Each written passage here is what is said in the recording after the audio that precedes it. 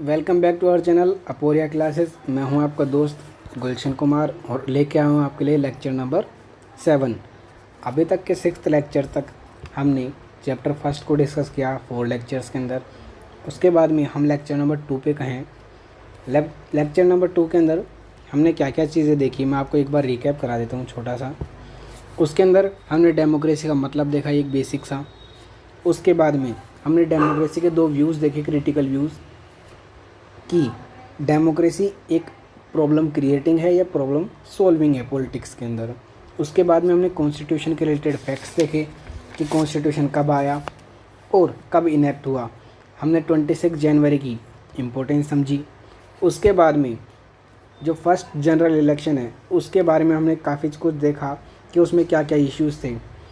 Country की size के बाद में डिस्ट्रीब्यूशन, जैसे डिलिमिटेशन कहते हैं, बाउंड्रीज़ का डिस्ट्रीब्यूशन, इलेक्टोरल रोल्स कैसे बनाए। उसके बाद में एलिजिबल वोटर्स को देखना था, वुमेंस की कंडीशन देखनी थी, उनको वुमेंस को देना है या नहीं देना वोटिंग राइट्स, तो वो सब भी हमने देखा। उसके अलावा जो कितने एमएलएज वगैरह सेलेक्ट करने हैं, लिटरेट सिर्फ 15% थे, उन्हें देखा। उसके अलावा हमने एक और चीज़ देखी, वो थी कि कितने लोग ट्रेंड हैं और कितने ट्रेंड करने पड़ेंगे। तो लगभग हमने 3 लाख ऑफिसर्स को ट्रेन किया था। उसके अलावा हमने ECI election commission of India के बारे में देखा। उसके बाद में हमने देखा कि 2 साल पोस्टपोन होने के बाद में भी हमने इलेक्शंस को प्रॉपर्ली कंडक्ट करवाया और एक लैंडमार्क की तरह हमने क्रिएट किया। उसके बाद में आज हम देखने वाले हैं कांग्रेस का डोमिनेशन फर्स्ट 3 जनरल इलेक्शंस के अंदर। तो गाइज़, अब मैं आपको अगर बेसिकली आइडिया दूं तो उसके अंदर आपके जो बोर्ड के अंदर वो क्वेश्चंस वगैरह आते हैं वो कुछ इस तरह से आते हैं जैसे आज मैं आपको बताने वाला हूं कि ये जो टॉपिक है इसका आंसर आपको पूरे चैप्टर के अंदर मिलेगा। तो वहाँ से मैंने सारे पॉइंट्स उठा के असेंबल करके एक जगह पे ला के रख दिया है। अगर आपने ये क्वेश्चन देख लिया ना तो लगभग इस बुक के सारे क्वेश्चन आप इजीली अटेम्प्ट कर पाओगे। ठीक है, तो आज की क्लास बहुत ज़्यादा इंपॉर्टेंट होने वाली है, इसलिए इसे प्लीज़ स्किप मत करना बिल्कुल भी, इसे पूरी लाइन टू लाइन देखिएगा। ठीक है गाइस, यहीं पे आपकी आंसर राइटिंग की प्रैक्टिस भी हो जाएगी इसी आंसर के साथ में कई सारे आंसर्स की, जैसे कि मैं आपको भी बताऊँगा। तो क्वेश्चन क्या है ये देख लीजिए। सबसे पहले Congress domination in first 3 general elections. ठीक है, इसके अंदर अगर हम सबसे पहले बैकग्राउंड की बात करें तो कांग्रेस के बैकग्राउंड की बात होती है। क्यों? क्योंकि कांग्रेस ही वो पार्टी है जो सबसे पहले जीत के निकल के आती है। ठीक है, और उसी की हम बात कर रहे हैं। 1885 के अंदर क्या हुआ, कांग्रेस का इस्टेब्लिशमेंट हुआ, स्थापन जिसे कहते हैं A.O. ह्यूम साहब के अंडर में। उसके बाद में जो ज़्यादातर जो लीडर्स थे वो four front of freedom struggle, मतलब कि जो मोस्ट इम्पोर्टेंट पोजीशन लेते हैं किसी भी मूवमेंट के अंदर, तो वो कांग्रेस के जो लीडर्स थे ना उन्होंने लिया। सरदार वल्लभ भाई पटेल जी, उसके अलावा नेहरू जी, तो ऐसे जितने भी थे ना वो लगभग सब किसी में थे, हमारी कांग्रेस के अंदर ही थे। अब बात आती है क्यों। तो गाइज़, ये वाला जो क्वेश्चन है ना यही आज आपको डिस्कस कराने वाला हूँ काफ़ी ज़्यादा डिटेल में। कई सारे कंसेप्ट भी हैं जो मैं आपको बीच बीच में समझाता रहूँगा, इसलिए इसको प्लीज़ स्किप मत करना। मैं फिर से कह रहा हूँ, ध्यान से देखिएगा, एक एक चीज़ को अच्छे से बारीकी से डिस्कस करेंगे। तो आंसर राइटिंग के अंदर अगर बात करें, सबसे पहले हमें क्या बनाना होता है, पॉइंट का एक पॉइंट बनाना होता है। ठीक है, तो फर्स्ट पॉइंट हम क्या बना सकते हैं यहाँ पे, लीडरशिप के अंदर अगर हम बात करें तो कांग्रेस के अंदर काफ़ी ज़्यादा कैरिस्मेटिक और मोस्ट पॉपुलर लीडर्स हुआ करते थे। जैसे कि एक एग्जांपल देता हूँ मैं आपको, नेहरू जी। अगर आप ये लाइन लिखते हैं ना, charismatic and most popular leader, काफ़ी अच्छा इम्पैक्ट पड़ता है। दूसरा, अगर कांग्रेस की पोटेंशियल की बात की जाए तो वो क्या था, फर्स्ट ऑफ ऑल ब्लॉक्स। अब फर्स्ट ऑफ ऑल ब्लॉक्स क्या होता है, ये लाइन इंपॉर्टेंट है, फर्स्ट ऑफ ऑल ब्लॉक्स। ये इसका मतलब क्या है, जब दूसरी पार्टीज ये सोच रही थी कि हम कैसे क्या स्ट्रेटेजी बनाएं कि पूरी कंट्री के अंदर हम काफ़ी ज़्यादा पॉपुलर हो सकें और इलेक्शंस में काफ़ी अच्छा स्कोर कर सकें। इवन अगर सच बताऊं तो उस टाइम में कोई सोच भी नहीं रहा था कि हम इलेक्शन जीते, बस वो एक ये ऐसे सोच रहे थे कि कैसे हम एक एक पर्टिकुलर जो कॉन्स्टिट्यूंसी होती है छोटी, कि उनके अंदर कैसे जीतें। छोटी छोटी 2-4 कॉन्स्टिट्यूंसीज जहाँ पे वो फेमस थे, वो सिर्फ ये सोच रहे थे कि हम यहाँ कैसे जीतें। पूरी कंट्री पे रूल करने की किसी पार्टी ने नहीं सोची थी सिवाय कांग्रेस की। क्योंकि वो एज ओबियस था, क्योंकि मैं आपको जो पॉइंट्स बताऊंगा उनसे आप समझते जाएंगे। क्योंकि पहला तो आपने देखा लीडरशिप, उसके बाद में जो दूसरा पॉइंट है कि कांग्रेस क्या थी, फर्स्ट ऑफ ऑल ब्लॉक्स, ये इसका पोटेंशियल था, मतलब किसकी ताकत थी। अब बात करते हैं हम गाइस तीसरे पॉइंट की। तीसरा पॉइंट मोस्ट इम्पोर्टेंट है और काफ़ी ज़्यादा थोड़ा टिपिकल भी है समझने के लिए। 11th की जो बुक थी उसके अंदर ये था, अगर आपने ध्यान से देखा हो तो, FPTP सिस्टम, इसे क्या कहते हैं, first pass the post system.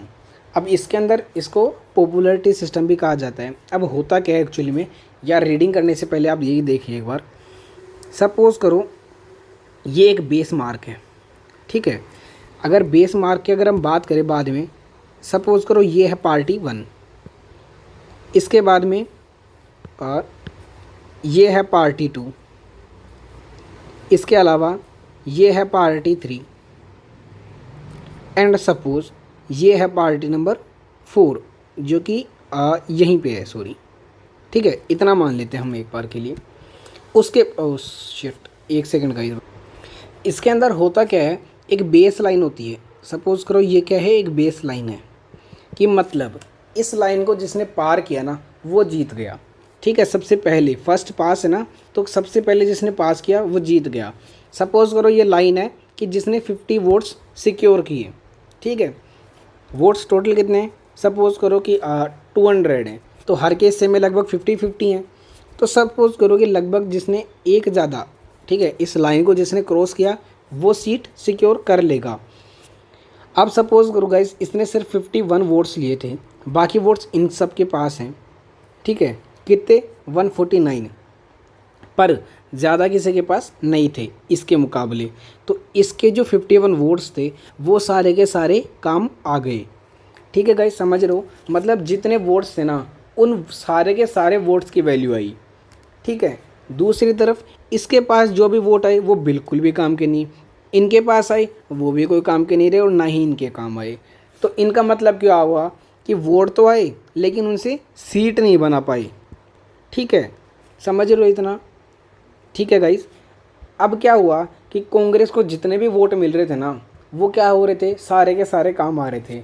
अभी आपने एक चीज़ देखी थी पिछले लेक्चर्स के अंदर कि 50% से ज़्यादा वोट्स आए थे टोटल, जिसमें से अगर आप यहाँ नोटिस करो तो यहाँ पे कितना है, 45% वोट्स किसे मिले, कांग्रेस को। और सीट्स कितनी मिली है देखो गाइस, 74% सीट्स। अब नॉर्मली अगर देखा जाए, अगर 45% वोट्स हैं, इन 50% के 45% मिले इनको, ठीक है। टोटल के 45 नहीं आए, कहीं आप ये समझो कि 50 में से 45 तो इन्हीं के आ गए, बाकी 5% और के आए, नहीं। ये जो टोटल वोट्स आए ना, सपोज करो ये कंट्री के टोटल वोट्स थे, इसमें से वोट देने आए इतने, कांग्रेस को मिले कितने, इतने। इतने वोटों के अंदर भी कांग्रेस इतने एरिया के अंदर रूल करी, कितने, इतने एरिया के लगभग, ठीक है। 74% वो सीट्स इनके पास हैं। अब बची सिर्फ 25, सॉरी ये ज़्यादा हो गया थोड़ा, इतनी सी सीट बची हैं अब इनके पास टोटल। सोचो गाइस कि इतने तो इनके पास वोट थे जितने एरिया इन्होंने छोड़ा है, ठीक है। आई होप सो आपको FPTP सिस्टम समझ में आया होगा। बाकी आपने क्लास 11th के अंदर देखा होगा। तो इसके अंदर होता यही है कि कितने सीट्स मिल रही हैं वो वोटों पे डिपेंड नहीं कर रही, बल्कि जो वोट हैं कितने ज़्यादा काम आ रहे हैं, ठीक है, उस पर डिपेंड करती है। उसके बाद में अगर हम बात करें तो यहाँ पे इन्फ्लुएंस, कांग्रेस का इन्फ्लुएंस एक पॉजिटिव वर्ड होता है, डोमिनेंस एक नेगेटिव वर्ड होता है। तो अब इन्फ्लुएंस क्या था कांग्रेस का, यहाँ पे देखो, कोई भी पार्टी, कोई भी अदर पार्टी कांग्रेस के अलावा इतनी ज़्यादा कैपेबल थी ही नहीं कि कांग्रेस के अपोजिशन में खड़े हो सके। जैसे कि कम्युनिस्ट पार्टी ऑफ इंडिया थी, वो दूसरी सबसे बड़ी पार्टी थी, मतलब कांग्रेस के बाद अगर कांग्रेस कहीं पे 1 आ रहा है ना तो ये 2 आ रही है। अब कांग्रेस के पास सीटें देखो गाइस कितनी है, यहाँ पे 74%, यानी कि लगभग 285 के आसपास सीट्स होंगी इनकी लगभग। और इनके पास देखो गाइस सिर्फ और सिर्फ 16 सीट्स हैं, मतलब कोई मुकाबला ही नहीं है, इसके तो 1/10 ही होगा लगभग, ठीक है। इतनी ज़्यादा कम सीटें हैं इसकी। इसके बाद में अगर हम बात करें सोशल स्ट्रेंथ, अब ये एक आगे पॉइंट भी हैं दो, सोशल स्ट्रेंथ और आइडियोलॉजिकल स्ट्रेंथ, तो इन पॉइंट्स को भी आप अच्छे से डिस्कस कर रहा हूँ मैं यहाँ पे, तो आप अच्छे से समझ लेना। अब सोशल स्ट्रेंथ क्या थी कांग्रेस की सोशल स्ट्रेंथ ये थी दरअसल गाइस, कि जो कांग्रेस की जो पार्टी थी ना, वो पहले तो क्या थी, एलिट थे, ठीक है, एलाइट्स थे। अब एलाइट कौन हुआ करते थे, जो भी रिच पर्सन्स हुआ करते थे ना इंग्लिश बोलने वाले, वो कब 1885 में। लेकिन धीरे धीरे क्या हुआ विद टाइम चेंज, जैसे जैसे टाइम चेंज होता गया, जैसे कि मैंने आपको पहले बताया था कि ज़्यादा से ज़्यादा इंडियंस जुड़ते गए, और जितने इंडियंस जुड़ते गए ना उनका बेस उतना ही ज़्यादा स्ट्रॉन्ग होता गया। सपोज़ करो कोई भी एक एरिया है, वहाँ पे कोई एक कलेक्टर आता है, ठीक है, आप भी बनना चाहते होगे ना, तो वैसे अगर सोचो कहीं पे कोई कलेक्टर आता है तो वो बनना ही क्यों चाहते हो वैसे ही आप, ठीक है, बनना क्यों चाहते हैं, क्योंकि इन्फ्लुएंस ज़्यादा अच्छा है। तो ऐसे अगर कोई पढ़ा लिखा इंसान, ज़्यादा पढ़ा लिखा हुआ इंसान आएगा और वो हमारा इंडियन ही होगा, तो उस एरिया में उसका इन्फ्लुएंस ज़्यादा अच्छा होगा बजाय औरों के। तो अब क्या हो रहा था, ज़्यादा से ज़्यादा लोग आ रहे थे कांग्रेस के अंदर, इंडियंस बाहर पढ़ के आ रहे थे, जैसे कि बारे में महात्मा गांधी जी आते हैं, इसके ऊपर मैंने शॉर्ट्स बनाया है, ठीक है, वो भी आप देख सकते हैं। तो जब महात्मा गांधी जी आते हैं, ठीक है, तो अब क्या होता है, इंडियंस को ये लगता है कि हमारे पास क्या है, हमारे लोग हैं सुनने के लिए, तो उसी वजह से क्या हो रहा था, ज़्यादा से ज़्यादा लोग इनको जुड़ रहे थे, ठीक है, इसलिए कहा जाता है इसको क्या, अम्ब्रेला लाइक, ठीक है, एक अम्ब्रेला की तरह हो गया कि मतलब पूरे के पूरे इंडिया की जो बाउंड्री थी ना, उसे एक ही छत के नीचे, एक ही अम्ब्रेला के कवर के नीचे कवर कर लिया गया लोगों के द्वारा, ठीक है। और वो लोग कौन थे, जो कांग्रेस के अंदर अभी नए नए जुड़ रहे थे, ठीक है। तो इसी तरह से कांग्रेस की क्या थी, पोजीशन काफ़ी ज़्यादा अच्छी हो गई थी, ये एक ग्रास रूट्स की तरह सब जगह पे पहुंच रहे थे। अब इनका इन्फ्लुएंस इतना ज़्यादा हो चुका था कि हर एक पर्सन के पास ये पहुंच पा रहे थे। इसके बाद में अगर हम आइडियोलॉजी की बात करें, आइडियोलॉजी का बेसिक मीनिंग आपने जो सेकंड बुक है उसके फर्स्ट सेकंड चैप्टर में अच्छे से समझ लिया होगा वैसे तो आइडियोलॉजी का मतलब वैसे अगर देखा जाए तो वो होती है सोच। अब सोच क्या हो सकती है, किसी लोगों की सेम नहीं होती, तो अलग अलग तरह की सोच होती है। जैसे कि आप यहाँ देख सकते हो, रजनी कोठारी जी मैम जो हैं, उन्होंने एक बात कही है कांग्रेस के लिए कि कांग्रेस अपने आप में ही एक सिस्टम था, सिस्टम है नहीं गाइस। ये 64 में जब जवाहरलाल नेहरू जी की डेथ होती है, ठीक है, उसके बाद में 2 साल अपने लाल बहादुर शास्त्री जी भी रूल करते हैं। लगभग तब तक क्या था, एक कांग्रेस का अपना ही एक सिस्टम चलता था। ये इंदिरा गांधी जी के टाइम में नहीं था, वो मैं आपको बाद में डिस्कस करूँगा कैसे।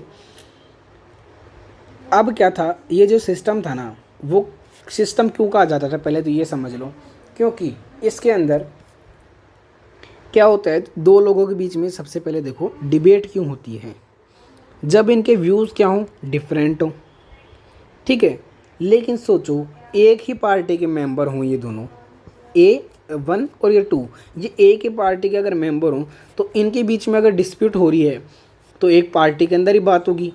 तो इनका जो पार्टी का जो हेड होगा वो क्या कहेगा, एक काम करो तुम यहाँ बैठो, ये टेबल है इसके अंदर बैठो, मतलब इसके ऊपर बैठो और तुम आपस में यहीं पे डिस्कस कर लो, जो भी बात है बाहर जानी ही नहीं चाहिए। तो कांग्रेस भी सेम यही चीज़ करती थी कि उसके अंदर हर एक तरह के सोच के लोग थे। सोशलिस्ट जो समाज का भला वगैरह करते थे, कैपिटलिस्ट जो कि सबसे पहले अपना फ़ायदा देखते हैं एक तरह से देखा जाए तो, जैसे कि यूएसए की जो आइडियोलॉजी थी वो, लेफ्ट विंग राइट विंग ये बीजेपी वगैरह वाली बात है। पैसिफिस्ट जो पीस को मेंटेन रखने की सोचते थे। रिवॉल्यूशनरी जो कि रिवॉल्यूशन करके कोई भी चीज़ में चेंज लाने की कोशिश करना चाहते थे, जैसे कि फ्रेंच रिवॉल्यूशन, रशियन रिवॉल्यूशन। तो ऐसी हर तरह की जो भी सोच थी ना, वो कांग्रेस के अंदर अपने आप में ही सारी चीज़ें थी। तो अब क्या हुआ, किसी और पार्टी के पास कोई एजेंडा ही नहीं बचा। एजेंडा होता है कि कोई मुद्दा ऐसा हो जिसको लेके वो इलेक्शंस में खड़े हो सके। तो किसी पार्टी के पास कोई मुद्दा बच ही नहीं रहा था कि वो उस मुद्दे को लेके आ सकें और कांग्रेस के अपोजिशन में खड़े हो सकें। इसी वजह से कहते हैं कि कांग्रेस का आइडियोलॉजिकल स्ट्रेंथ काफ़ी ज़्यादा अच्छा था। तो ये 6 पॉइंट अगर आप देखो तो कांग्रेस के बारे में अच्छे से बता देते हैं कि कांग्रेस क्यों इतनी ज़्यादा पावरफुल थी। तो इसके बाद में हम डिस्कस करेंगे अगले लेक्चर के अंदर कि कांग्रेस का डोमिनेशन जो था वो था कैसा।